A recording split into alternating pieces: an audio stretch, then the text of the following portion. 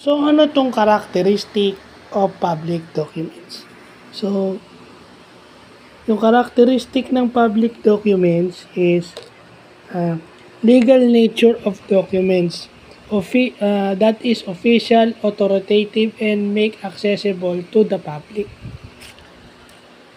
Na hindi na kinakailangan ng validation. According to the Supreme Court e-library. So, ito yung mga documents, pag sinabi mong characteristic of public documents, dahil ginawa mo na siyang public, ibig sabihin ng public documents, ito yung sinumpaan mo sa harapan ng isang notaryo. Kaya nga yung notaryo, pipirma. O, kontrata, bylaws, articles of incorporation, yung mga isasubmit sa SEC, sa BIR, lahat yan nakanotaryo kasi public documents yan. Pwede yang gamitin as evidence in court as prima facie evidence. So, ano yung prima facie? First glance. Unang pagkakita mo palang mukhang, kasi yun ang patutunayan pa, mukhang ebidensya to nung crime, nung criminal liability or civil liability. Pag sinabi mong criminal, against the Republic of the Philippines. Pag sinabi mong civil, against a person. Okay? So, ano yon pagka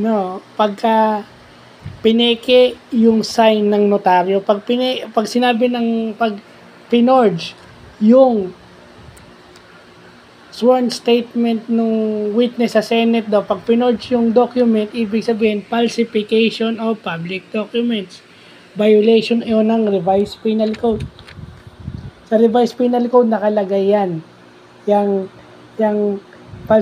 falsification of public documents. So, ibig sabihin, hindi totoo yung nilalagay mo, pwede ka rin kasuhan ng perjury o pagsisinungaling. So, yun na yun. Pero yun hindi porket napeke yung yung dokumento, pwede pa rin siyang gamiting evidence for perjury and falsification of public documents. Yung content, yung laman nun is hindi nawawala ng bisa. Ibig sabihin, magagamit pa rin yun against the person who signed the affidavit. Kasi in-affix mo yung signature mo, yun ay may presumption of regularity. Ibig sabihin, tama. Yun. Yeah. So, yun yung importanteng nalalaman natin. Pag pinorge yung yung sign ng notary, ibig sabihin, falsification na yun or perjury. So, yun lang pa.